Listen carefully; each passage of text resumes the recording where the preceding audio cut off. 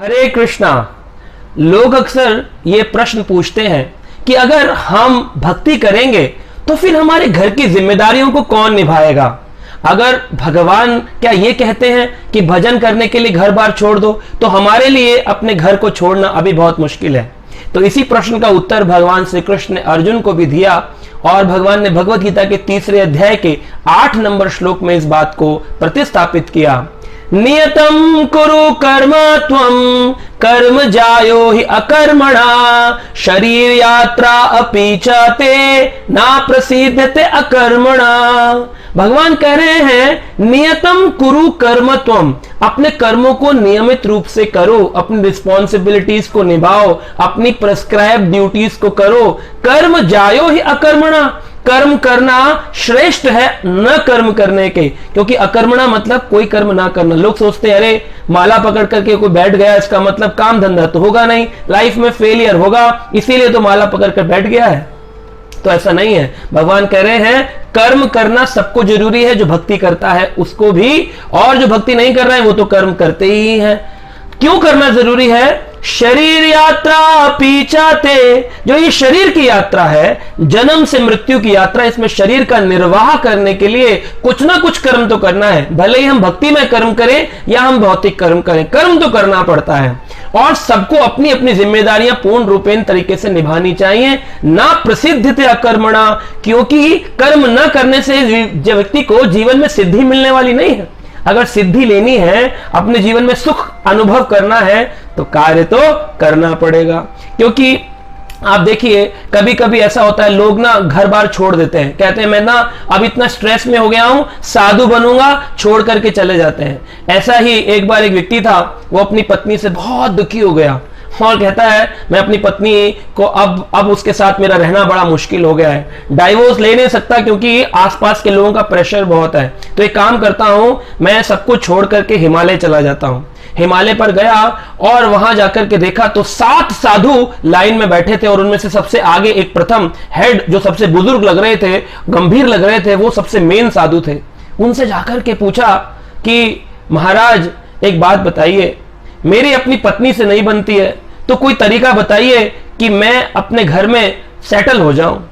तो वो जो महाराज थे उन्होंने अपने नेत्र खोले और कहा, 7 नंबर पे जो साधु बैठा था, रामदास एक और यहां पर चटाई डाल दो, हमें एक और साधु मिल गया है। यानी कि 6-7 के साथ अपने घर की परिस्थितियों के कारण साधु बन गए थे। ऐसा तुलसीदास जी ने भी बताया कि कलयुग में ऐसे साधु बहुत हो जाएंगे। नार मुई ग्रह संपत नासी, मूढ़ मुड़ाए भय सन्यासी। नार मुई, घर में पत्नी की मृत्यु हो गई, धन संपत नासी, परिवार के बच्चों ने धन का नाश करना शुरू कर दिया, कोई उनकी सुनता नहीं, मूंड मुड़ाए, मूंड का मुंडन किया और क्या बन गए? सन्यासी बन गए।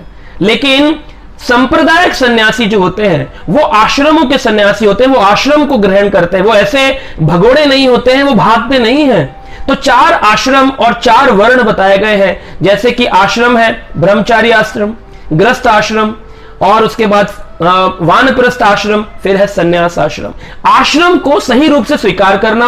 अब ब्रह्मचारी अपने ब्रह्मचारी की रिस्पॉन्सिबिलिटीज निभानी पड़ेंगी, गृहस्थ को गृहस्थ की रिस्पॉन्सिबिलिटीज निभानी पड़ेंगी, वानप्रस्थ को वानप्रस्थ की रिस्पॉन्सिबिलिटीज और सन्यासी को सन्यासी की रिस्पॉन्सिबिलिटीज। ये नहीं ग्रस्त व्यक्ति त्रस्त हो गया है तो भाग करके और वो सन्यासी कहलाने लग जाएगा। ये मिथ्याचारी होते हैं और भगवान श्री कृष्ण अर्जुन को इसी मिथ्याचारी भाव से बचाना चाहते हैं।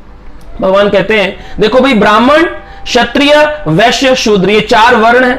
अब ब्राह्मण का कर्तव्य है पठन पाठन, शास्त्रों को, वैदिक शास्त्रों को पढ़े और संसार को पढ़ाए। क्षत्रिय का कर्तव्य है कि सभी लोगों की रक्षा करे, जैसी हमारी मिलिट्री करती है। और वैश्य का कर्तव्य है कि वो बिजनेस करे, कृषि करे, गौ रक्षा करे, गायों का पालन करे। और शूद्र जो है वो इन तीनों वर्णों की सेवा करे। लेकिन आज क्या हो रहा है, क्षत्रिय क्षत्रिय का काम नहीं कर रहा, ब्राह्मण ब्राह्मण का काम नहीं कर रहा, लोगों ने इसको जाति पाति पे बांध दिया है, जबकि ये हमारे गुण और कर्मों के आधार पर निर्धारित होता है। तो भगवान चाहते हैं कि अर्जुन क्षत्रिय है तो कहीं वो भाग ना जाए, इसलिए भगवान कह रहे हैं तुम महाभारत के युद्ध को लड़ो, नियमित कर्म करो, अपने नियतम कर्म को करो, नियत जो तुम्हारे प्रिस्क्राइब ड्यूटीज को तो निभाना ही पड़ेगा अर्जुन। तो ये बात समझने वाली है। तो बताते हैं शास्त्रों में 4 प्रकार के वैरागी होते हैं। एक वैरागी होते हैं जिन्हें कहते हैं शमशान वैरागी। किसी की मृत्यु देख ली, वैराग उत्पन्न हो गया और बस बोले कि अब तो धंधा पानी छोड़ दूंगा, अब बस भजन करूंगा। लेकिन कुछ 2 घंटे बाद ही शमशान से वापस आए और फिर दोबारा से उजागर हो गया पैसे कमाने का भाव, मोह, आसक्तियां। दूसरे होते हैं मरकट वैरागी। मरकट संस्कृत में बंदर को कहते हैं। बंदर वाले सन्यासी होते हैं। वो कैसे होते हैं? बंदर होता है, ना कपड़े हैं ना डिग्री है, पेड़ पे बैठा है, खाने के लिए त्यागी दिख रहा है, लेकिन 1 किलो आम रख दो तुरंत खा जाएगा। तो इस प्रकार से ये मरकट वैराग्य है। कुछ आता है मन में भाव, किसी से झगड़ा हो गया, अब मैं यहां नहीं रह सकता हूं, लेकिन 2 घंटे बाद वापिस आ जाते हैं। आवेश वैराग्य, आवेश में आकर के वैराग्य ले लेते हैं। इन वैराग्यों को फाल्गु वैराग्य कहा गया है। फाल्गु वैराग्य मतलब बिहार में एक नदी है गया में, उसका नाम है फाल्गु नदी। ऊपर से मिट्टी है लेकिन अंदर पानी है। तो ऐसे फाल्गु वैराग्य नहीं लेना है। शास्त्र कह रहे हैं परेशानियों से भाग करके सन्यासी नहीं बनना है। क्या करना है? युक्त वैरागी बनना है। घर में रहो, जिस भी आश्रम में हो, जिस भी वर्ण में हो, वहां रहो, बस सुबह उठ करके भगवान के नाम का जप करो और कुछ समय निकालकर भगवत गीता को अपने जीवन में अपना लो। बस इतना ही करना है। इसको कहते हैं युक्त वैराग्य। मैं अपनी जिम्मेदारियां भी निभाऊंगा और भगवान आपके नाम का स्मरण भी करूंगा। यह वैराग्य सबसे उत्तम कोटि का वैराग्य शास्त्र में वर्णित किया गया है। तो आशा करते हैं आप समझ गए होंगे। हमें भागना नहीं है, अपनी रिस्पॉन्सिबिलिटीज निभानी है, गीता पढ़नी है, भगवान के नाम का जप करना है, घर में ही रहना है और घर को ही भगवत धाम बना देना है। हरे कृष्णा हरे कृष्णा। आज हम भगवत गीता वीकली में श्रीमद् भगवत गीता के 3रे अध्याय के श्लोक संख्या 12 और 13 पर चर्चा करने जा रहे हैं। ये प्रसिद्ध श्लोक हमको बताएंगे सही मायने में चोर कौन है और पापी कौन है। 12 नंबर श्लोक में भगवान श्री कृष्ण अर्जुन को कहते हैं, इष्टान भोगान ही वो देवा दासयन्ते यज्ञ भाविता ते दत्तान प्रदाय ए भयो भुक्ते स्तेन एव सा। इस श्लोक में भगवान श्री कृष्ण कहते हैं इष्टान भोगान, भोगने की जो भी इच्छाएं हैं, हमारी इष्टान मतलब हमारी जो इच्छाएं हैं वो देवता लोग और देवताओं में परम देवता भगवान श्री कृष्ण पूरी करते हैं। लेकिन अगर हम भगवान से प्राप्त जो भी चीजें हैं, ते दत्तान अप्रदाय, प्रदाय मतलब होता है देना, अप्रदाय मतलब नहीं देना। अगर हम स्वयं भगवान से जो चीज प्राप्त करी है वो भगवान को पुनः न दे तो कौन है? भुक्ते स्तेन एव सह। स्तेन शब्द का अर्थ है चोर। तो हम लोग चोर कहलाएंगे। यही है सच्चा चोर। कई बार लोग बोलते हैं हमने कोई चोरी नहीं करी अपने जीवन में, लेकिन अगर हम भगवान से प्रदत्त वस्तुओं को स्वयं भगवान की सेवा में नहीं लगाते तो स्तेन एव सह, हम स्तेन चोर कहलाते हैं। आप कहेंगे कैसे समझे? उदाहरण के लिए आप देखकर देखें, एक कारपेंटर है बड़ई, उसको आपने घर में बुलाया और कहा हमारे घर की ना थोड़ा फर्नीचर बना दो, टेबल कुर्सी सारा सोफा सेट बनवाया आपने, उसके लिए लकड़ी दी, उसको कील, फेविकॉल, पेन, प्लाई सब कुछ आपने उसको दिया। उसने सब कुछ बड़ी सुचारू रूप से बनाया, लेकिन अंत में उसको लगा कि एक टेबल मैं अपने लिए ले चलता हूं, मेरे बच्चों को जरूरत है। सब कुछ उसी ने बनाया, लेकिन अब वो उठा करके ले जा रहा है तो आप उससे क्या कहेंगे? ए भाई रुको रुको, चोरी करते हो, हमारा सामान लेकर के जा रहे हो। वो कहेगा भाई हमारा सामान कैसा, ये तो मैंने ही बनाया है। लेकिन आप कहेंगे बनाया तो तुमने है, लेकिन इसको बनाने वाले तो हमें, सामान देने वाले तो हमें, हमसे पूछ करके ले जाते तो तुम्हें चोरी करने का पाप नहीं लगता। तो ये समझने वाली बात है। लोग बोलते हैं ये मकान तो मैंने बनाया, ये खाना तो मैंने अपनी नौकरी करके कमाया, ये तो मेरे खून पसीने की गाड़ी कमाई है। लेकिन इस संसार में कोई भी वस्तु आप देखें, यहां तक कि सूर्य की रोशनी आ रही है, हमारे कपड़े सूख जाते हैं, हमें विटामिन डी मिल जाता है, लेकिन अगर सूरज अपनी रोशनी बंद कर ले तो ना ही हमारे लिए फल फूल सब्जियां मिलेंगी, ना हमारे कपड़े सूखेंगे, ना हमें विटामिन डी मिलेगा और सब कुछ गड़बड़ हो जाएगा। एक कुछ घंटों के लिए, कुछ मुहूर्त के लिए सूर्य ग्रहण लग जाता है, उसी में सारी चीजें अपवित्र हो जाती हैं। तो सोचिए, हर वस्तु अगर भगवान ने ही दी है, बाद में हमने उसको सब्जी के रूप में कुकिंग किया, पकाया उसको, लेकिन अगर वो वापस भगवान को नहीं दिया, चाहे वो खाना ही क्यों ना हो, तो हम चोर कहलाएंगे। जैसे गंगा जी का पानी बह रहा है, हम जाते हैं उसमें से एक बोतल पानी भरते हैं और ले आते हैं, सोचते हैं अरे ये तो फ्री फ्लो है। आपका एक पेन रखा हो आपकी टेबल पे, आपसे मिलने के लिए आपका मित्र आए और वो पेन अपनी जेब में लगा करके चला जाए, आप क्या कहेंगे? चोर। लेकिन वो व्यक्ति पेन चाहता था, उसको अच्छा लगा, तो क्या करना चाहिए था? वो पूछ लेता, भाई बहुत अच्छा लगा है, हमको भी दे दो ये पेन। वो कहेगा हाँ ठीक है आप ले जाओ, एज अ गिफ्ट आपको मैं देता हूं। बस यही करना है। जो भी वस्तु भगवान की इस प्रकृति में है वो भगवान को देकर के, उनसे इजाजत लेकर के अगर आप लेंगे तो उसमें फिर चोरी का पाप नहीं लगता है। देखिए, हमसे जाने अनजाने कई प्रकार के पाप तो वैसे ही हो रहे हैं। मनुस्मृति में 5 सुना मतलब 5 प्रकार के पाप बताए गए हैं। जैसे जब हम गैस जलाते हैं, कई प्रकार के कीड़े उसमें जल करके मर जाते हैं, अनजाने में हमको पाप लगता है। जैसे कि आटा पीसते हैं अपने खाने के लिए, तो आटा जब पीसा जाता है मशीनरी में तो उसमें कई प्रकार के कीड़े मर जाते हैं। जब झाड़ू लगाते हैं तो कितने सारे चींटी कीट पतंगे मर जाते हैं। जब हम मसाले कूटते हैं तो उसमें कई प्रकार के पाप हमसे हो जाते हैं। जब हम पानी का भरा हुआ घड़ा रखते हैं तो उसमें भी हमसे कई प्रकार के पाप होते हैं, क्योंकि नीचे चींटियां होती हैं और वो मर जाती हैं। तो इस प्रकार से जब ये 5 सुना बताया गया कि इस प्रकार से 5 प्रकार के पाप हमसे होते हैं और कई अनगिनत पाप भी हैं, तो मनुस्मृति कहती है अगर कोई व्यक्ति 5 यज्ञ करता है, जैसे इस श्लोक में कहा यज्ञ भवति, उस व्यक्ति को यज्ञ करना चाहिए। 5 प्रकार के यज्ञ, 5 महायज्ञ इस श्लोक में श्रील प्रभुपाद जी बता रहे हैं। कौन से हैं? मनुस्मृति कहती है ब्रह्म यज्ञ, ब्रह्म यज्ञ करना चाहिए व्यक्ति को। ब्रह्म यज्ञ का मतलब है हम ब्रह्म आत्मा है और पर ब्रह्म भगवान श्री कृष्ण है, तो उनकी प्रसन्नता हेतु इस जीव आत्मा को स्वाध्याय करना चाहिए, स्वाध्याय करना चाहिए।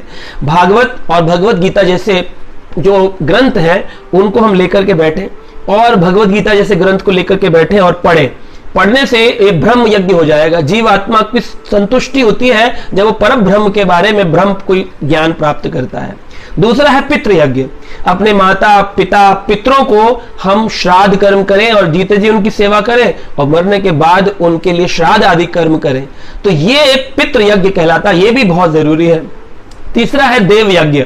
देव यज्ञ होता है जो हमारे मंदिर में देवताओं की मूर्तियां हैं, भगवान श्री कृष्ण के जो विग्रह हैं उनको हम सेवा करें, तो मंदिर में दान दे देना।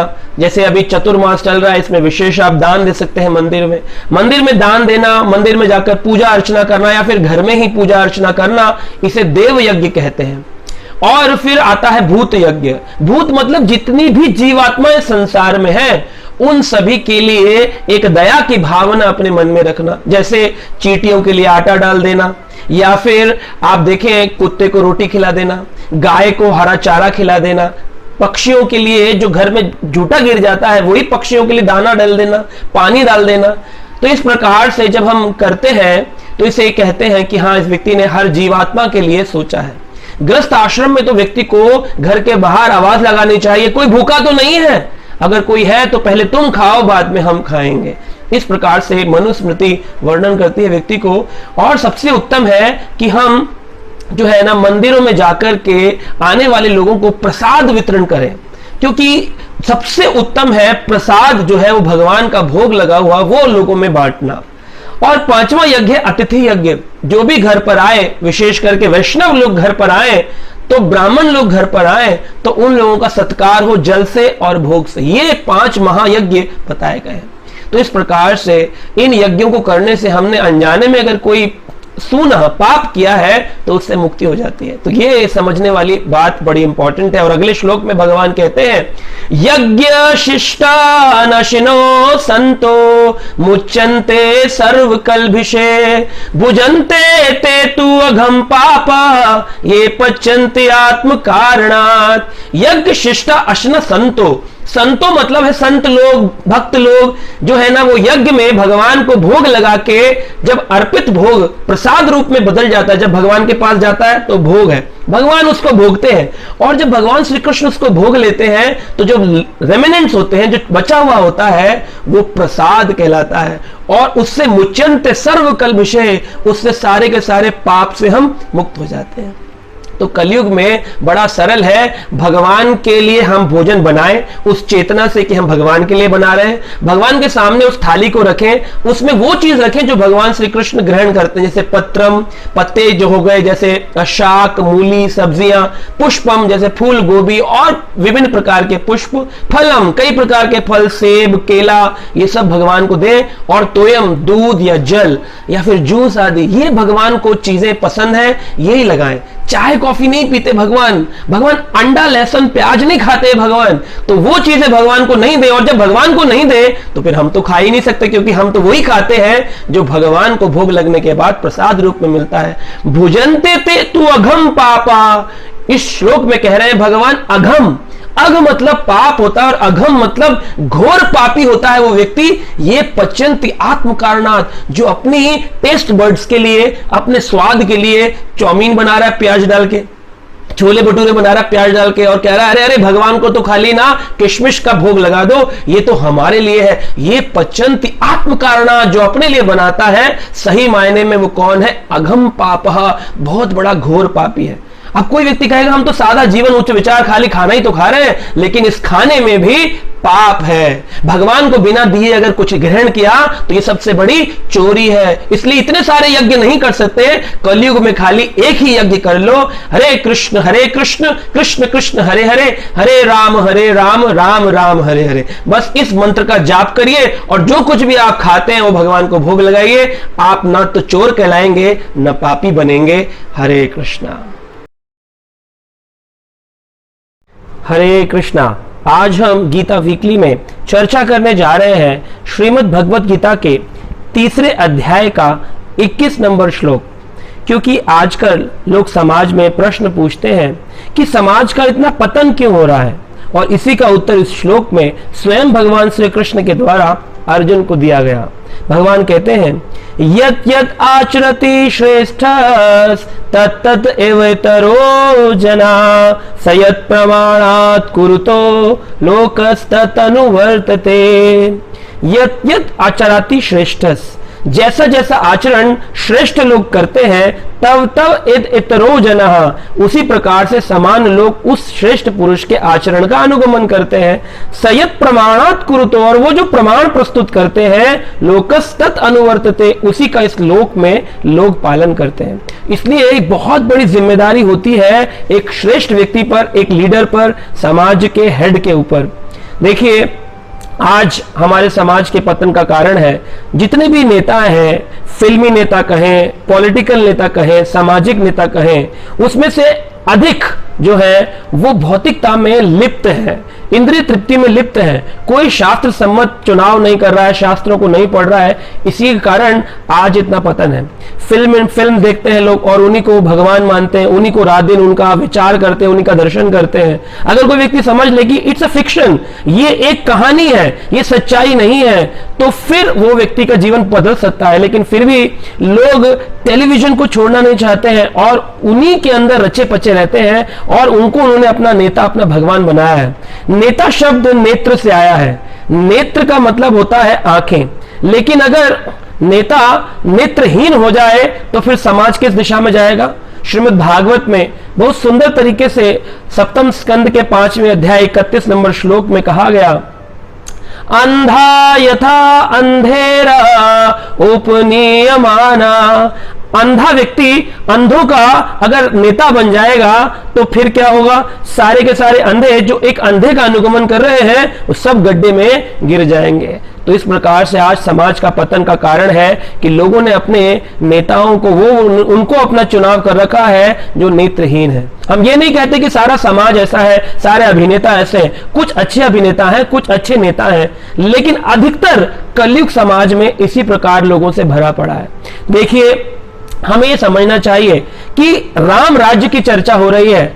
आज अयोध्या में भगवान राम का मंदिर बनाने का विषय चल रहा है। सब चाहते हैं भगवान राम का मंदिर बने, राम राज्य आए, लेकिन राम राज्य अगर हम चर्चा करते तो हमें सीखना चाहिए। भगवान राम जब वनों में विचरण कर रहे थे तो हनुमान से उन्होंने एक बार पूछा, हनुमान तुम्हें क्या लगता है इस संसार में जो सबसे सुंदर चरण किसके हैं? तो हनुमान जी कहते हैं, प्रभु आप ही के तीनों चरण सबसे ज्यादा सुंदर है। भगवान ने कहा, तुमने तो प्रश्न को ही बदल दिया। 3 चरण, मेरे तो 2 ही चरण है, ये 3 चरण की बात कैसे करी? उन्होंने कहा देखिए प्रभु, आपके 2 तो कमल चरण है और तीसरा है आचरण। आचरण जैसा आपका है उसी का संसार अनुगमन करता है। आज भी लोग राम राज्य की दुहाई देते हैं कि अरे राजा राम के निर्णय, उनका नियम, उनका व्यवहार, उनकी व्यवहार कुशलता बहुत भिन्न थी समाज में। अपने भाइयों से कैसे व्यवहार करें, प्रजा से कैसा व्यवहार करें, पत्नी से कैसा, अनुज से कैसा, वरिष्ठों से कैसा, क्या व्यवहार कुशलता भगवान राम ने हमको शिक्षा दी है।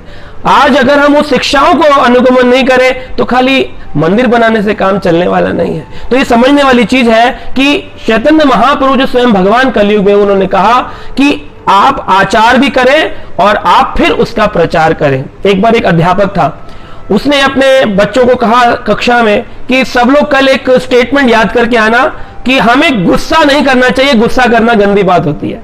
और दूसरे दिन फिर अध्यापक ने सभी शिष्य जनों से पूछा, अच्छा आप लोग तो याद करके आए होंगे ना कि गुस्सा करना गंदी बात है? तो सब बच्चों ने बोला हाँ मास्टर जी याद हो गया। एक बच्चे से पूछा तो तुम्हें याद हुआ? कहा नहीं मुझे याद नहीं हुआ।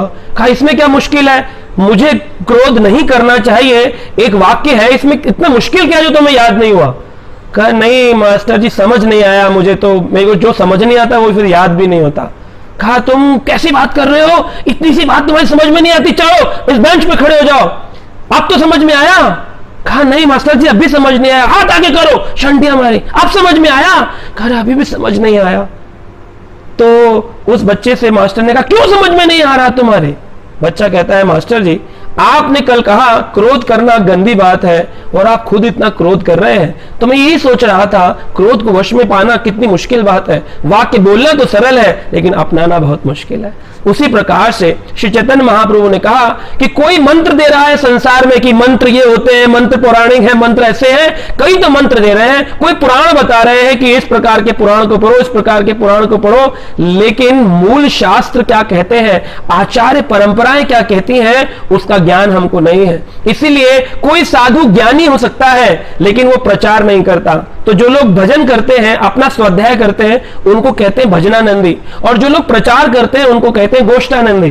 तो कुछ लोग गोष्ठानंदी है, प्रचार कर रहे हैं लेकिन आचरण बेकार है। कुछ लोग अपना आचरण तो बहुत अच्छा है, वृंदावन के वृक्षों के नीचे बैठे हैं, हिमालय के पर्वतों में बैठे हैं, लेकिन संसार में प्रचार नहीं कर रहे। तो चैतन्य महाप्रभु कहते हैं हमको आचार भी करना है और प्रचार भी करना है, तभी तो समाज बदलेगा, वरना समाज तो अंधे जो है उनका अनुगमन कर रहा है। तो एक राजा का, एक अध्यापक का, एक गुरु का, एक माता का, एक पिता का बहुत बड़ा उत्तरदायित्व होता है। ये नहीं कि मैं माता बन गया हूं और फिर मैं कुछ भी करूं, मैं टीवी देखूं और मैं बच्चे से बोलूं तो मैं टीवी नहीं देखना चाहिए, गंदी बात होती है। बच्चा कहेगा आप तो देखते हैं। मैं सिगरेट पीऊं और बच्चे से बोलूं तो मैं सिगरेट नहीं पीनी चाहिए, ये गंदी चीज होती है। क्या पिताजी आप तो पीते हैं? गुरु कहे भगवान के नाम का जब प्रारंभ में ही सुबह उठकर करना चाहिए और गुरु जी खुद 9 बजे सोकर उठते हैं, तो क्या ये आचरण के बिना प्रचार होगा? राजा बोले वीरता होनी चाहिए, तुम आगे बढ़ो, मैं तुम्हारे साथ हूं, और इतना आगे बढ़ गया कि राजा छुप करके महल में चला गया। तो क्षत्रिय का मतलब है शौर्यम वीरम तेजम, उसमें तेज होना चाहिए, वीरता होना चाहिए, शौर्य होना चाहिए, लेकिन आज ऐसे राजा नहीं मिल रहे हैं। इसीलिए भगवान श्री कृष्ण इसी अध्याय के 23 नंबर श्लोक में कहते हैं यदि ही अहम न वर्तयम जातु कर्माणि अतंद्रतः मम वर्ताम अनुवर्तन्ते मनुष्याम पार्थ सर्वशः। हे पार्थ, इस संसार में लोग मेरा अनुगमन करेंगे, कलयुग में लोग गीता पढ़ेंगे और कृष्ण के ऊपर देखेंगे वो भगवान है, और मैंने जो कार्य किए होंगे उन्हीं को अनुसरण करने की कोशिश करेंगे। देखिए, इसीलिए भगवान को आवश्यकता नहीं कि ग्रस्त जीवन में जाएं। भगवान तो त्रिगुणातीत हैं, वो संसार की जितनी भी पुरुष है, जितनी भी स्त्रियां हैं, वो सभी उनके द्वारा भोगने योग्य है, क्योंकि कृष्ण एक भोक्ता है, संसार भोग्य है, सभी स्त्रियां हैं, बस एक ही कृष्ण पुरुष है। लेकिन फिर भी संसार में ग्रस्त जीवन का ज्ञान देने के लिए भगवान ने 16,108 रानियों को अपने द्वारका महल में रहने की इजाजत दी, सबके लिए एक एक महल बनाया। नारद जी एक बार द्वारका आए तो देखकर हैरान रह गए, जिस महल में प्रवेश करते हैं वहां पर रानी के अनुरूप कृष्ण वहां विराजमान है। किसी को चाहिए कि कृष्ण हमारे साथ खेले, उनके साथ कृष्ण बैठ करके खेल रहे हैं। किसी को चाहिए हमारे साथ बैठ करके शास्त्र विचार करें, तो वहां भगवान शास्त्र विचार कर रहे हैं। किसी को चाहिए कि भगवान हमारे पुत्र परिजनों के साथ बैठ करके कुछ गंभीर विषयों पर चर्चा करें, तो नारद जी देखकर हैरान थे। जिस महल में जाते हैं वहां भगवान का वैभव प्रकाश रूप 16,108 रूपों में भगवान ने विभक्त किया। अब भगवान ने ग्रस्त जीवन कैसे गुजारना चाहिए अपनी पत्नी के लिए, बच्चों के लिए, वो सब शिक्षाएं प्रदान करें। इसलिए भगवान कह रहे हैं यदि अहम न वर्तयम, अगर मैं इसको वर्तन नहीं करूंगा, जातु कर्माणि अतेंद्रिय, इसलिए बड़े ही ध्यान पूर्वक अर्जुन मुझे अपने निर्णय लेने पड़ते हैं, क्योंकि मम वर्ता मनुष्यम में, मनुष्य मेरे ही कार्य का अनुगमन करेंगे। लेकिन फिर भी इसमें एक अंतिम हमें ज्ञान लेना चाहिए कि कृष्ण के द्वारा जो किया गया कार्य है उसका हमें अनुसरण नहीं करना चाहिए। उसकी शिक्षा तो ले सकते हैं लेकिन अनुसरण नहीं। क्यों? भगवान ने तो 16,108 स्त्रियों के लिए अपने 16,108 रूपों में विस्तार किया। क्या हम कर सकते हैं? लोग कहते हैं कृष्ण तो 16,108 रानी रख सकते हैं, हमने अगर 2 पत्नी रख ली तो क्या दिक्कत है? अजी दिक्कत यह है कि आप एक हैं और आपने 2 पत्नी रखी। अगर आप अपने को 2 रूप में भाग सकते हैं तो आप 2 पत्नी रख सकते हैं, 2 क्या आप 20 भी रख सकते हैं, लेकिन आप भगवान का अनुसरण नहीं कर पाएंगे क्योंकि वो दिव्य है और आप वो बद्ध जीव हैं। भगवान जो है वो दिव्य है, उनकी दिव्यता का अनुसरण नहीं किया जा सकता। इसलिए भगवान हमको शिक्षा देते हैं भगवत गीता के रूप में कि क्या करना योग्य है और क्या करना योग्य नहीं है। इसलिए आशा करते हैं आप भगवान के दिए ज्ञान का अपने जीवन में अनुसरण करेंगे, भगवान की इमिटेशन करने की कोशिश नहीं करेंगे और उनसे जो ज्ञान मिला है उससे अपने जीवन को सुचारू रूप से चलाएंगे। गीता वीकली देखते रहेंगे। हरे कृष्णा हरे कृष्णा। आज हम भगवत गीता वीकली में एक स्पेशल प्रश्न लेने वाले हैं। लोग पूछते हैं हमारी सक्सेस और फेलियर ये किसके हाथ में है? क्या ये मेरे एफर्ट्स पर निर्भर करता है या नसीब में भगवान ने ऐसा लिख दिया है? तो आइए आज इस प्रश्न का उत्तर देने का प्रयास करते हैं। भगवान ने भगवत गीता के 3 अध्याय के 27 नंबर श्लोक में इस वचन को पूर्ण किया है। भगवान कहते हैं प्रकृते क्रियामनानि गुणे कर्माणि सर्वशः अहंकार विमूढ़ात्मा कर्ताहमिति मन्यते। प्रकृति क्रियामणानि, प्रकृति सारे कार्य करती है, सक्सेस और फेलियर कैसे?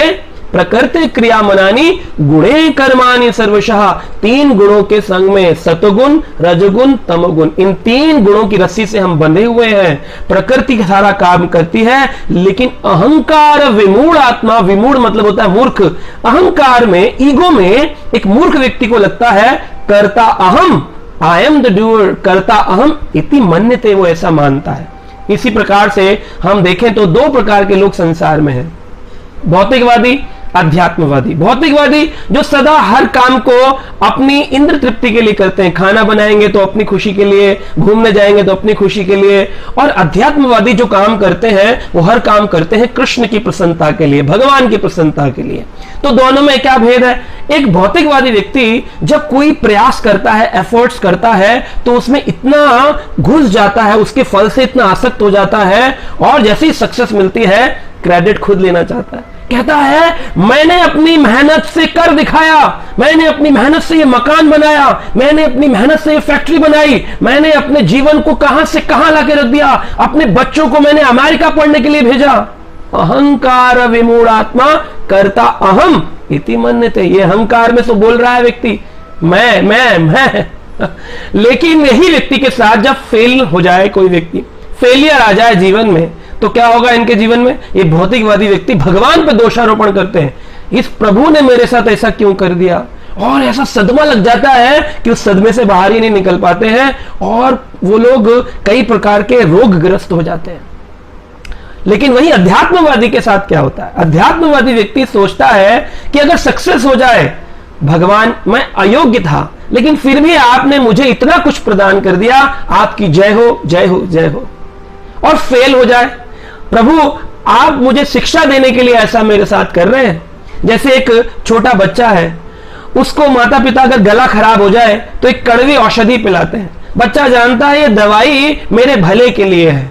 ऐसे ही भक्त जानता है अगर कोई कष्ट मुझे मिल रहा है, मैं अगर फेल हो रहा हूं, तो इसमें भी भगवान का हाथ है और भगवान मुझे शिक्षा देना चाहते हैं। क्योंकि भगवान ऋषिकेश है, हमारी इंद्रियों के स्वामी है। इसलिए एक भक्त जानता है, एक अध्यात्मवादी जानता है, ऋषिकेश ऋषिकेण सेवनम, उस ऋषिकेश की, उस इंद्रियों के स्वामी की सेवा करना जीवन का कर्तव्य लक्ष्य होना चाहिए। लेकिन एक भौतिकवादी व्यक्ति कहता है भगवान की सेवा करने की क्या जरूरत है, अपनी मेहनत से हम पाएंगे, अपनी मेहनत से हम पाएंगे, हम होंगे कामयाब एक दिन। अजी देखिए एक बात बताएं आपको, प्रयास करने से अगर सब कुछ मिल रहा होता तो हर आदमी व्यक्ति रईस क्यों नहीं बन जाता? एक लेबर है, रात दिन मेहनत करता है, ईंट उठाता है, फिर भी वो लक्ष्मीपति क्यों नहीं बन पाता? क्योंकि आप ये जानते नहीं है, प्रकृति क्रियामणानी, प्रकृति ये काम करती है कृष्ण की अध्यक्षता में। भगवान कृष्ण कहते हैं मया अध्यक्षेण प्रकृति सूयते सा चराचरम, ये जो चर और अचर प्रकृति है मेरी अध्यक्षता में काम करती है। और उस प्रकृति के 3 गुणों में हम बंधे हुए हैं।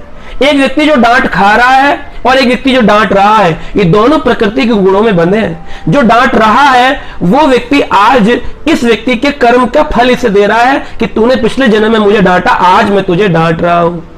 तो जो डांट खा रहा है और जो डांट रहा है दोनों प्रकृति के गुणों में बंधे हुए हैं। तो आप कहेंगे इसका मतलब क्या डांटना सही है? नहीं, अगर वो व्यक्ति अपने बुरी भाषा को संभाल सकता। अब यहीं पर अध्यात्मवादी का रोल आता है।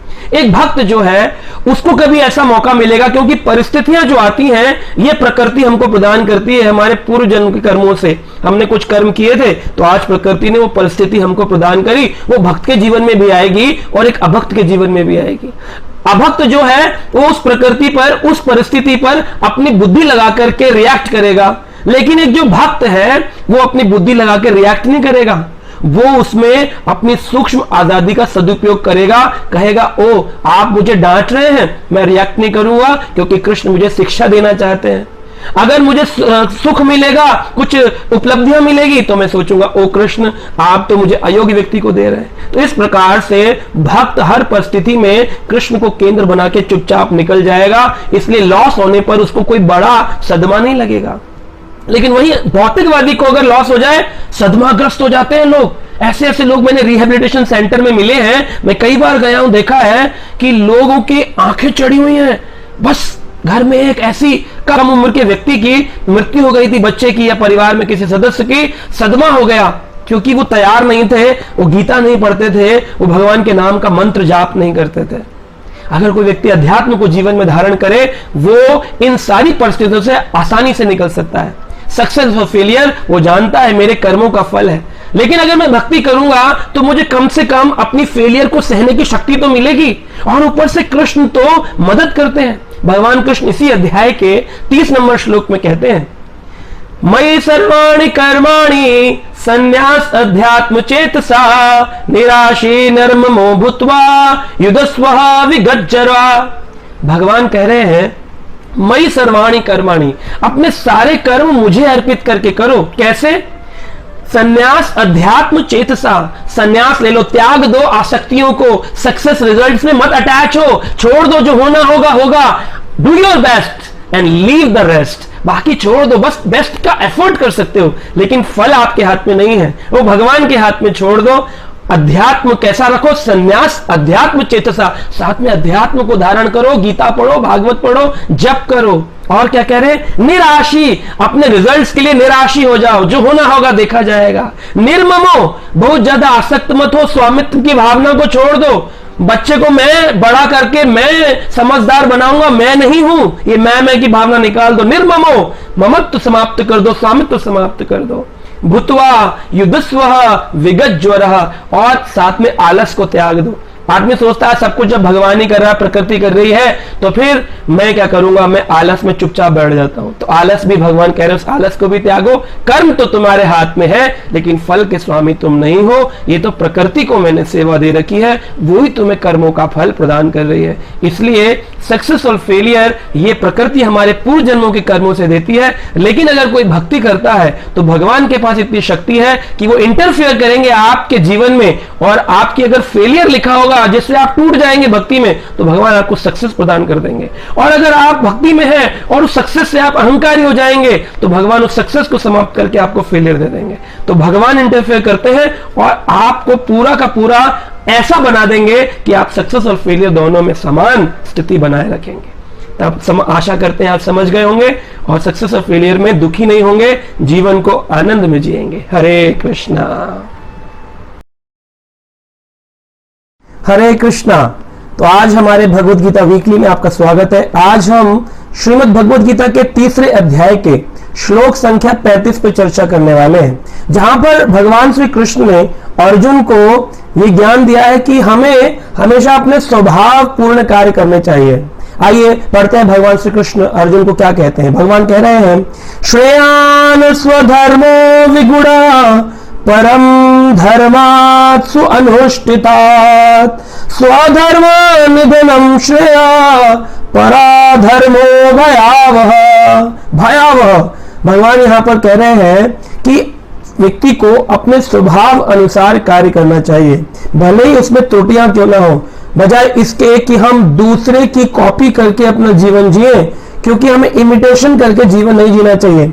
कई बार ये कॉम्प्लेक्स सिचुएशन आजकल के स्टूडेंट्स के साथ आती है और हम देखते हैं किसी बच्चे का मन है, मान लीजिए एक क्रिकेटर बनने का, और पेरेंट्स कहते नहीं नहीं तुम्हें तो देखो हमारे चाचा का लड़का है ना, वो देखो इस टाइम इंजीनियर बन गया है, तो तुम्हें भी इंजीनियरिंग की साइड लेनी चाहिए।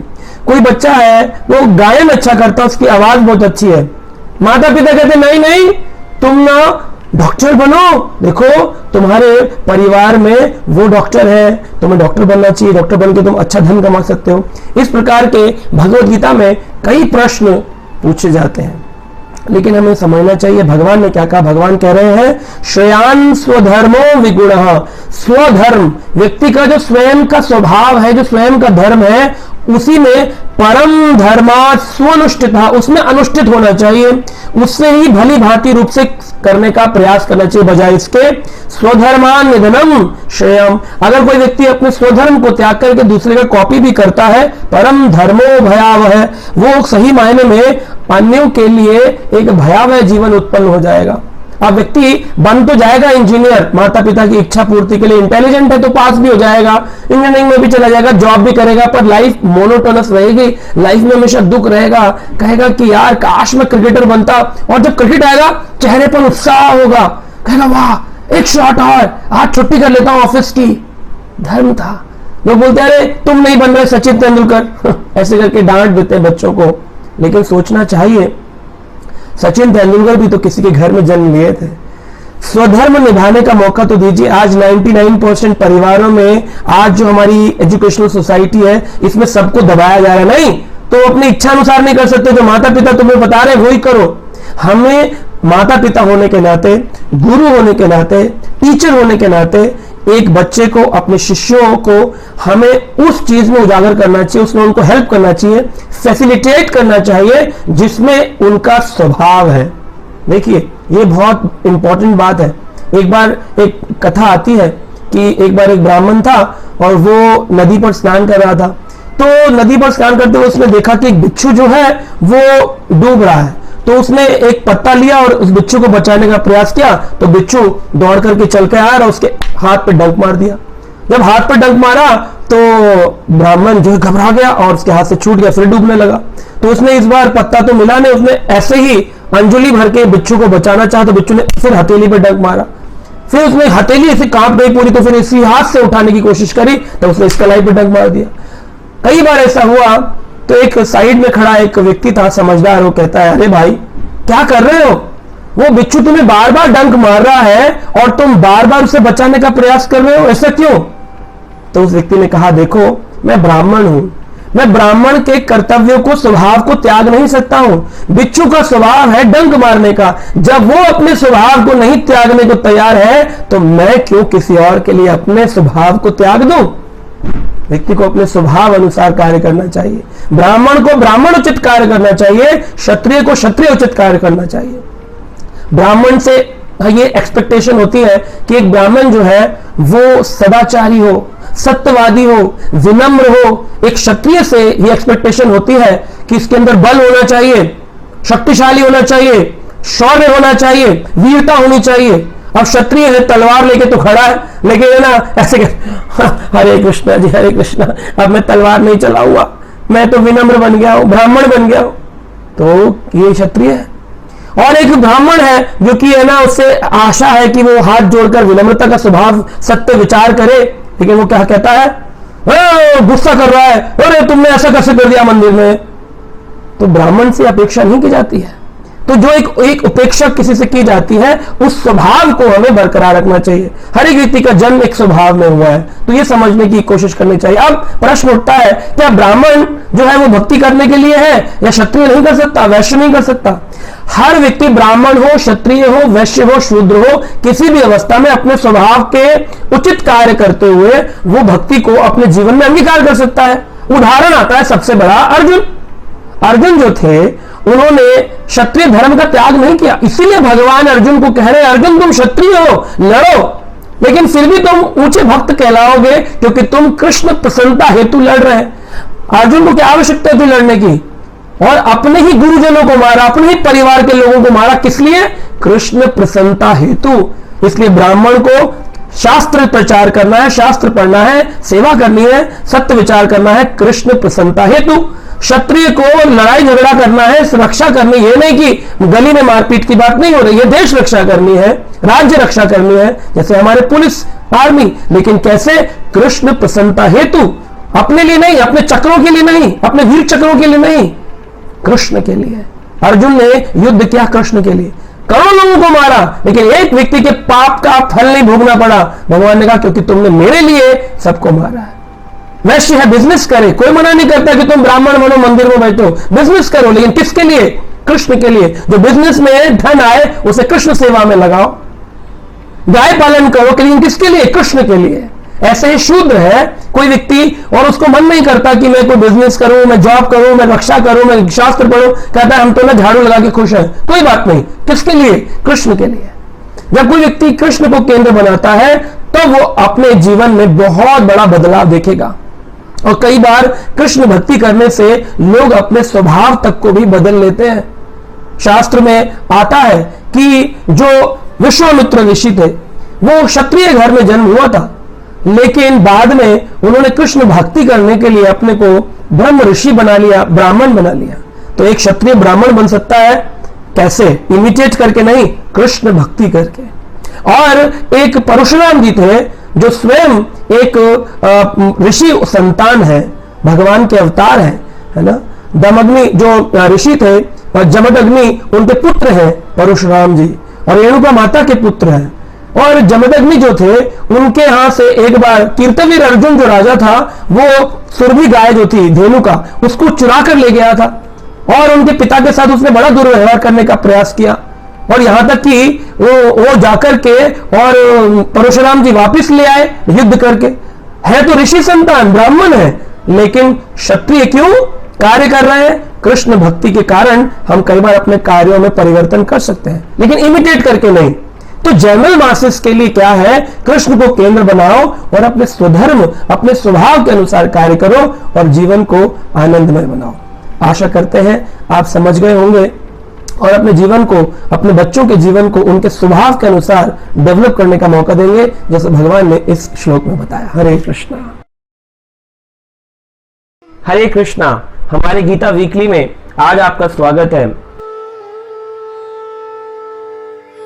अक्सर लोग एक प्रश्न पूछते हैं कि ऐसा क्या है कि जब भी हम कोई गलत काम करते हैं या ऐसा लगता है कि हमसे कोई पाप हो रहा है, तो ये हम अनजाने में कर बैठते हैं या फिर कोई हमसे बलपूर्वक करवाता है। क्योंकि हम देखते हैं संसार में बहुत प्रकार के पाप हो रहे हैं, जैसे मर्डर, रेप्स, चोरी, है ना। तो इन सब चीजों को भगवान करवा रहा है। अगर भगवान नहीं करवा रहा है तो फिर क्यों सारी चीजें हो रही हैं? ऐसा ही प्रश्न भगवत गीता में अर्जुन ने भगवान श्री कृष्ण से पूछा था। अर्जुन पूछते हैं, अनिच्छन् अपि वर्ष्णये बलाते वा नियोजितः। अर्जुन प्रश्न पूछ रहे हैं, अनिच्छन् अपि वर्ष्णे, हे वृष्णिवंशी, अनिच्छन् न चाहते हुए भी बलात् एव नियोजितः। ऐसा लगता है कोई बलपूर्वक हमसे पाप करवा रहा, हमसे गलत काम करवा रहा है, न चाहते हुए भी हमारा मन उस गलत चीज की प्रति चला जाता है। जैसे कोई अगर मान लीजिए खराब दिखने वाला कोई ऐसा आर्टिकल है जिसको नहीं पढ़ने योग्य है, लेकिन फिर भी न चाहते हुए मन उस ओर चला जाता है। कौन हमसे बलपूर्वक काम करा रहा है, कैसे हो रही है हमसे ये गलतियां। हम कहते नहीं, अब मैंने प्रण लिया है, मैं गलत काम नहीं करूंगा, मैं मदिरा पान नहीं करूंगा, लेकिन मुझसे रहा नहीं जाता। ऐसा लगता है बस अंदर से एक इंस्टिंक्ट आ रही है और मैं कर बैठता हूं। तो क्यों हो रहा है? तो ये प्रश्न अर्जुन ने भी पूछा था। भगवान श्री कृष्ण ने भगवत गीता के 3 अध्याय के 37 नंबर श्लोक में इस चीज की व्याख्यान कर इसका उत्तर दिया। भगवान कहते हैं, श्री भगवान वाच कामेश क्रोधेश रजो गुण समुद्भवा महाअश्नो महापाप्मा वृद्धि एनम ही वैरिणाम। भगवान कह रहे हैं सबसे बड़ा शत्रु है वैरिणाम। कौन? महाअश्नो। ये सबसे बड़ा पापी है, महान शत्रु है। कौन? कामेशा क्रोधेशा। ये जो काम वासना है, ये जो इच्छाएं हैं और जो ये क्रोध है, ये सबसे बड़ा शत्रु है। महाअश्नो महापापमा वृद्धेन ही वैरिणाम। ये सबसे बड़े शत्रु हैं, इनसे विजय प्राप्त करनी चाहिए। देखिए भगवान कह रहे हैं जब हमारा जन्म होता है तो हम सभी एक बीच के गुण पर होते हैं। हमारे से ऊपर एक सतोगुण है और एक हमसे नीचे तमोगुण है, और सबका जन्म रजोगुण में हुआ है। कई लोग अपनी इंद्रियों को वश में ना करने के कारण तमोगुण में गिर जाते हैं और बहुत ही आलस, निद्रा, मदिरा, प्रमाद, नशापान, इन सब हरकतों में, इन सब आदतों में गिर जाते हैं। कुछ लोग रजोगुण से अपनी इंद्रियों को वश में करके, सेंस कंट्रोल करके, अपनी हैबिट कंट्रोल करके, एंड वो लोग चले जाते हैं इस लेवल पे कि वो सतोगुण पे आते हैं। दूसरों की मदद करना, संसार में भगवान का भजन करना, और वो अपने को सतोगुण के स्तर पे ले जाते हैं। लेकिन भगवान कह रहे हैं कामेशा क्रोधेशा रजोगुणा समुद्भवा। ये जो भगवान का ईश्वरीय प्रेम है, हर जीवात्मा का कर्तव्य है। जीवेरे स्वरूप है कृष्णेर नित्य दास। कृष्ण की सेवा करना, भगवान की सेवा करना हर एक जीव आत्मा का कर्तव्य है, संसार में सभी जीवों का। लेकिन वही जो भगवान का ईश्वरीय प्रेम है, जब इस संसार के रजोगुण से उसका मिश्रण होता है तो वो अपने आप को काम रूपी परिवर्तन कर लेता है। और जैसे उदाहरण देखिए, दूध के अंदर जब इमली मिलाई जाती है तो वो अपने आप को दही में परिवर्तित कर लेता है। तो इमली ये रजोगुण है, दूध है ईश्वरीय प्रेम, और दही है संसार का काम इच्छाएं। तो आप देखिए भगवान ने सृष्टि बनाई ताकि हम सभी ईश्वर की सेवा कर सकें, लेकिन हमने ईश्वर की सेवा करने की बजाय अपनी इंद्रियों की तृप्ति करना प्रारंभ कर दिया। कोई भाग्यशाली जीवात्मा जब इस संसार से ऊब जाती है तो वेदांत सूत्र कहते हैं उसके अंदर एक जिज्ञासा उत्पन्न होती है कि यार बस फ्रस्ट्रेट हो गया हूं अब मैं, मतलब वही रोज की चिक husband wife problem, sister brother problem, in laws का प्रॉब्लम, जॉब का प्रॉब्लम, फैक्ट्री का प्रॉब्लम, अपने स्वास्थ्य का प्रॉब्लम। अब मैं ऊब गया हूं, मैं जानना चाहता हूं इन सभी प्रॉब्लम का हल क्या है, मैं कौन हूं, क्या पर्पस था मेरे जन्म का। उसको कहते हैं अथतो ब्रह्म जिज्ञासा। जब इस तरह व्यक्ति फ्रस्ट्रेट होता है तब वेदांत सूत्र उस पर अप्लाई होता है, वो ब्रह्म की जिज्ञासा करता है, अपने को जानने की इच्छा। तो आप देखें संसार में भगवान ने सब कुछ निर्धारित किया है, लेकिन पाप करना जो हमारे हाथ में है, जो पाप कर रहे हैं लोग बोलते हैं यही तो भगवान ने निर्धारित किया है। ये भगवान ने निर्धारित नहीं किया। भगवान कह रहे हैं कि तुम्हारा उत्पन्न होते हो रजोगुण में, तुम्हारे पास एक फ्री विल है, एक सूक्ष्म आजादी है। उस आजादी का तुम सतोगुण में सदुपयोग भी कर सकते हो और तमोगुण में गिर के उसका दुरुपयोग भी कर सकते हो। वो सूक्ष्म आजादी दी है। एक चाकू है, उसका सदुपयोग करके सतोगुण में किसी का इलाज किया जा सकता है, सर्जरी की जा सकती है, और वहीं तमोगुण में गिरकर किसी का मर्डर भी किया जा सकता है। तो आप चाकू को दोषी नहीं ठहरा सकते, न चाकू बनाने वाले को। इसी प्रकार से भगवान ने सृष्टि की रचना करी, हम सबको बनाया और हम सबको एक गुण प्रदान किए। अब हमारे को फ्री विल भी दिया, एक इच्छा दी, सूक्ष्म आजादी। अब तुम सतोगुण में वृद्धि करते हो या अपने तमोगुण में, निकृष्ट गुण में गिर जाते हो। अधिकतर लोग तमोगुण की ओर आकर्षित होते हैं, रजोगुण से पहले ही वो प्रभावित होते हैं, और इसीलिए जो ये क्रोध है ये रजोगुण का स्वरूप है। किसी के अंदर क्रोध का आना या काम वासना वो उत्पन्न होना, ये रजोगुण और तमोगुण का ही प्रकाश है। सतोगुणी व्यक्ति अधिक क्रोधी नहीं होगा, सतोगुणी व्यक्ति अधिक कामी नहीं होगा। कहते हैं जब व्यक्ति के अंदर बहुत सारी काम भावना इच्छाएं होती हैं और वो पूरी ना हो तो उसमें क्रोध उत्पन्न होता है, क्रोध आने पर इस संसार में वो क्रोध इतना क्रोध करता है, इतना क्रोध करता है, क्योंकि वो चाहता है मेरी ये चीज पूरी क्यों नहीं हो रही, मेरी इच्छा पूरी क्यों नहीं हो रही, और उसका मोह और गहरा हो जाता है, दही के समान बहुत गहरा अटैचमेंट हो जाता है, उसका मोह उत्पन्न होता है, और इस मोह के कारण पुनः इस संसार में आना पड़ता है, बार बार इस संसार में आना पड़ता है। तो आप देखिए, काम से क्रोध, क्रोध से मोह और मोह से पुनर्आगमन, इस संसार में दोबारा आना पड़ेगा। तो इसीलिए आपका जो क्रोध है और ये काम इच्छाएं हैं, इनको आप भगवान की सेवा में लगाइए। लोग कहेंगे अरे क्रोध भी तो भगवान ने दिया है, ये काम भी तो भगवान ने दिया है, सब कुछ तो भगवान ने दिया है। भगवान ने दिया है, लेकिन साथ में सूक्ष्म आजादी दी है इसका सदुपयोग करने के लिए। आप कहेंगे क्रोध का भी सदुपयोग हो सकता है, काम का भी सदुपयोग हो सकता है। हाँ, भगवान ने गीता में ही कहा, धर्म अविरुद्धो भूतेषु कामो अस्मि भरत ऋषभ।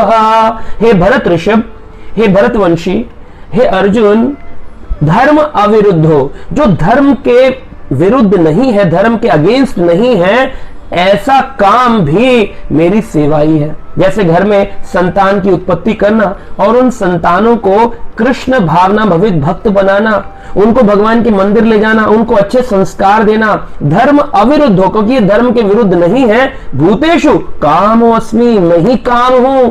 सोचिए, भगवान कह रहे हैं गीता में, मैं ही काम हूं, अपना प्रकाश बता रहे हैं, अपना ऐश्वर्य बता रहे हैं। और क्रोध भी भगवान से आया है, भगवान की सेवा में इस्तेमाल किया जाना चाहिए। कोई आपको उल्टा बोले, आपको सहनशील होना चाहिए, ठीक है, कह दिया, लेकिन कोई हमारे भगवान को, हमारे ग्रंथों को, हमारे धर्म को, सनातन धर्म के प्रति अगर कोई बात उपहास की करता है, जैसे हम देखते हैं आजकल कई टीवी सीरियल्स बन रहे हैं जिसमें उपहास किया जा रहा है भगवान की लीलाओं का, हंस रहे हैं लोग, कॉमेडियंस कॉमेडी कर रहे हैं, उन लोगों के प्रति हमें क्रोध व्यक्त करना चाहिए, लीगल एक्शंस लेने चाहिए।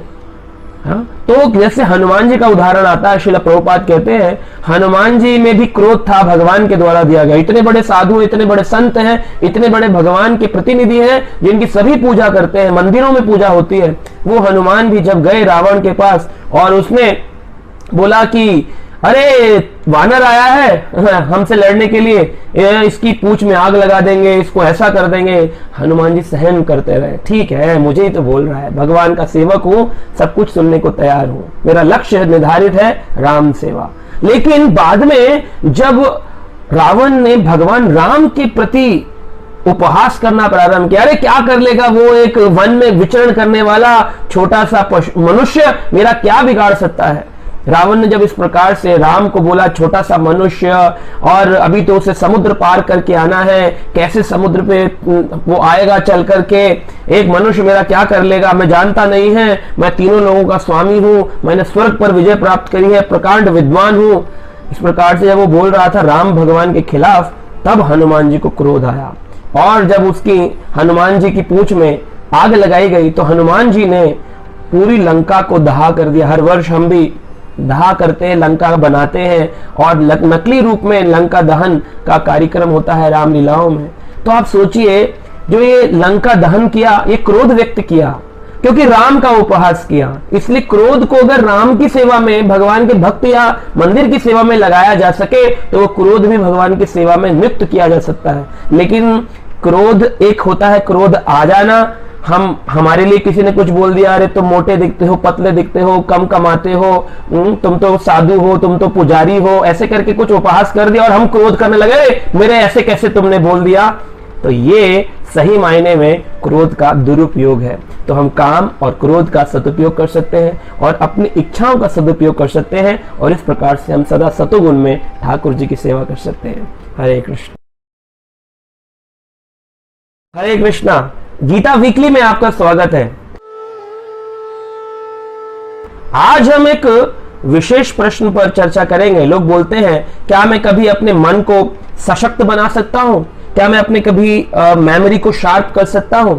आइए सुनते हैं भगवान श्री कृष्ण ने अर्जुन को गीता के 3 अध्याय के 42 नंबर श्लोक में इसी बात को समझाया है।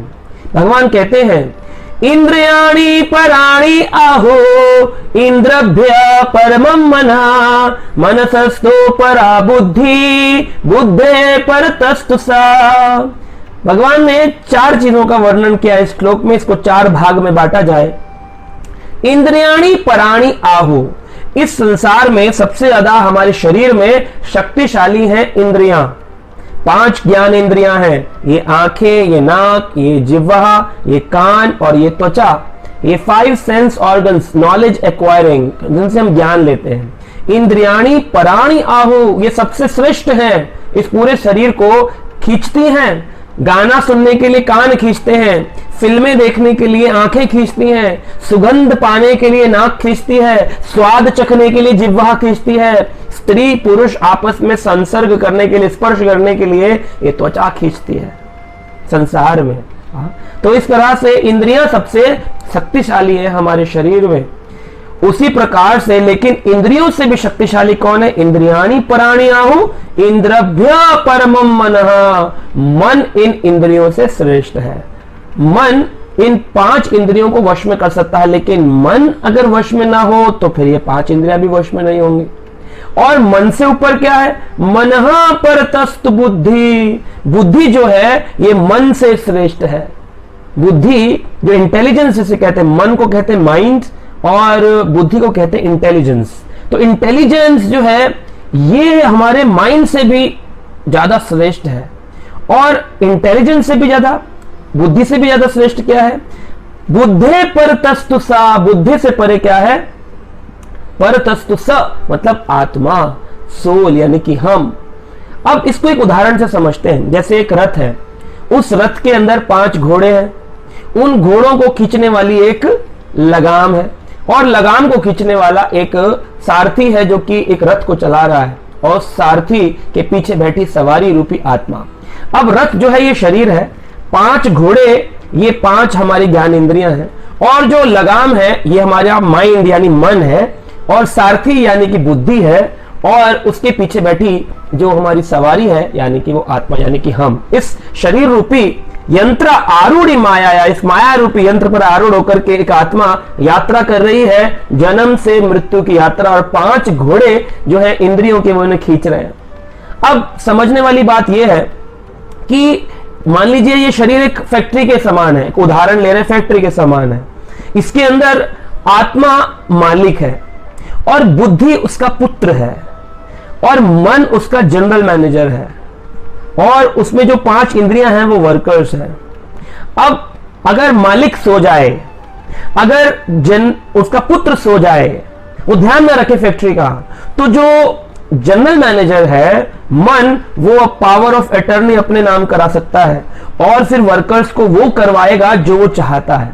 इसलिए मन जो है ये इंद्रियों को खींचता है। तो आप समझ रहे हैं। और रथ में अगर सारथी सो जाए, सवारी कुछ गाइडेंस ना दे, तो लगाम ढीली हो जाने पर इंद्रियां भागेंगी। तो इसलिए सारे संसार का जो गड़बड़ हो गया है, इसलिए कि मालिक रूपी आत्मा और बुद्धि ये दोनों सो गई हैं। आत्मा वैसे सोती नहीं है, आत्मा सच्चिदानंद है, लेकिन माया रूपी आवरण ऐसा आया है, इंटेलिजेंस के सो जाने पर आत्मा तक हमारी वाइब्रेशन, हमारी चीज पहुंच नहीं रही है, और इसलिए मन अपनी इच्छा अनुरूप घोड़ों को भगा रहा है। जनरल मैनेजर की इच्छा से होटल जो है वो गलत तरीके से कार्य हो रहा है, आत्मा जो ओनर है उसके ऑर्डर्स को नहीं माना जा रहा है। तो क्या करें? सारी प्रॉब्लम का हल है आत्मा को समझ लेना, मैं कौन हूं। ये अगर कोई समझ जाए, सबसे पहला है आत्मा को भगवान की सेवा में, परमात्मा की सेवा में लगाना है, ऐसा ज्ञान अर्जित करना पड़ेगा, नॉलेज लेनी पड़ेगी कि मैं एक आत्मा हूं, और उसका ज्ञान भगवत गीता में मिलता है।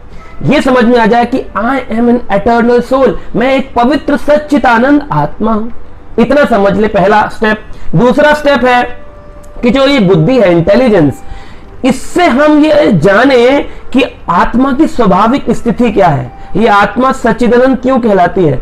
फिर नॉलेज की जरूरत है टू शार्पन योर इंटेलिजेंस, अपनी मेमोरी को शार्प करने के लिए। तो आत्मा को समझना है और बुद्धि को, इंटेलिजेंस को बढ़ाना है। फिर क्या होगा?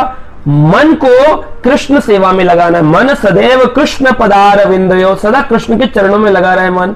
ये तीसरा स्टेप है, मन को कृष्ण भावना प्रवित कार्यों में लगाना, जैसे जप करना, गीता पढ़ना, मंदिर जाना, मंदिर में दान देना, मंदिर में विग्रह का दर्शन करना। इस तरह से ये जो कार्य है, ये मन को इंगेज करना है परमात्मा की ओर। जब हम ये इंगेज करते हैं तो बुद्धि शार्पन होती है। बुद्धि शार्पन होगी तो फिर हम समझ पाएंगे मेरी स्वाभाविक स्थिति क्या है, और फिर मैं आत्मा रूप में परमात्मा की सेवा कर पाऊंगा। और फिर जो ये इंद्रियां हैं ये जब फिर मन के अनुसार चलेंगी, मन बुद्धि के अनुसार और बुद्धि आत्मा के अनुसार, तो हमारा रथ जो है वो बिल्कुल सुचारू रूप से रोड पे चलेगा और हमारा जो होटल है वो भी परफेक्टली काम करेगा। इन इंद्रियों को कई बार सांप के रूप में भी दर्शाया गया शास्त्रों में कि ये सांप होते हैं। और अगर हमने, लोग बोले जरूरत क्या है टू स्पिरिचुअलिटी में जाने की, पढ़ने की, आत्मा को समझने की, लाइफ मस्त तो चल रही है।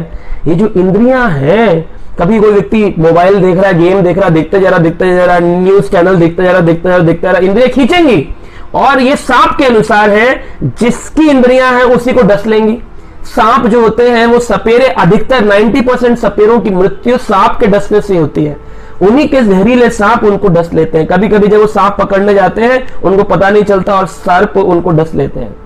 तो हम भी इन इंद्रियों के साथ, इन सर्प रूपी इंद्रियों के साथ खेल रहे हैं, कभी भी किसी भी वक्त हमको डस सकती हैं। तो क्या करें? जब हम इन इंद्रियों को कृष्ण सेवा में लगा देंगे, हम अपनी बुद्धि को कृष्ण भक्ति में लगा देंगे, हम अपनी आत्मा से परमात्मा की सेवा करेंगे, तो क्या होगा? इन सर्प रूपी इंद्रियों के विषदंत, पॉइजनस टीथ जो है वो हम तोड़ देंगे। फिर ये हमको डस नहीं सकती। इंद्रियां रहेंगी तो ये त्वचा तो रहेगी लेकिन भक्तों का स्पर्श करेगी, ये आंखें तो रहेंगी लेकिन सदा कृष्ण का दर्शन करना चाहेंगी, ये नाक तो रहेगी लेकिन इससे तुलसी के पत्र की सुगंध लेना चाहेगी, ये जिह्वा तो रहेगी लेकिन भगवान का नाम जप करेगी और प्रसाद ग्रहण करेगी, ये कान तो रहेंगे लेकिन कृष्ण कथा सुनने के लिए ललायत रहेंगे। तो इसका मतलब हमारी सब कुछ कंट्रोल में चल रहा है, अन्यथा हमारा इस संसार में अपने मन को सशक्त बनाना असंभव है। हरे कृष्णा।